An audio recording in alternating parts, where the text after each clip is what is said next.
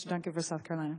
Thank you, Madam Chair, and thanks for this hearing. Thanks for the information provided about visa overstays. We talk a lot about it back in the district. Talked about visa overstays with some students that were in my office this morning. The number I used then was 49% of all visa overstays, of all illegals in this country, were people that overstayed their visa. People that we gave a permission slip to enter this country. They had an interview or went online with a visa waiver program, but the bottom line is they came to this country with a permission slip known as a visa and decided to stay for whatever reasons. The numbers you have here, 68%, is an alarming number. We've entrusted these people with access to our country, and that they chose to violate that trust. Now, I think that's low-hanging fruit for enforcement. We're not chasing a footprint in the desert. We know who these people are. They had an interview. We have a name, probably a correct spelling, some biometrics, according to Mr. Wagner.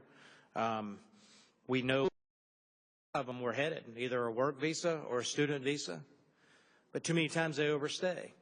If it's a student visa, then why not contact the university if their visa has expired and find out what their status is? Are they still enrolled? Maybe they're in a master's program. Maybe they need to have their visa extended. Maybe we get them into legal status and out of illegal status by extending their visa.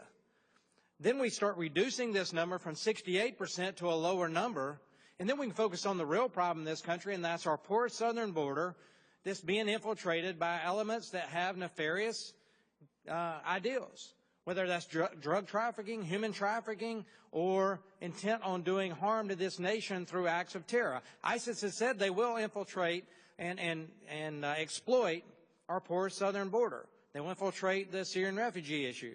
Take them at their word. We send a lot of requests to government agencies. I just sent a letter, actually several letters, to the Department of State asking about a memo, a white paper that was used to justify them circumventing the will of Congress in the visa waiver program that we passed back in December in ways to try to get foreign nationals that had visited Iran or visited Syria or visited Sudan to circumvent our processes and the will of Congress, negotiated with the White House even, to allow those people to travel to the United States. So they wrote a memo to justify that. We've asked for that, asked for that, and asked for that. I'm asking for it again from the Department of State to provide what we requested to Congress. Mr. Wagner, April 20th, Chairman Perry asked Mr. Kalowski about the lost body armor and the 150 firearms that were unaccounted for by the CBP. Can you respond to why we haven't gotten a response from CBP on this? No, sir, I was unaware you did not receive a response. How about government agencies be responsible to the United States Congress and respect our request for information? Okay. Entry-exit visas.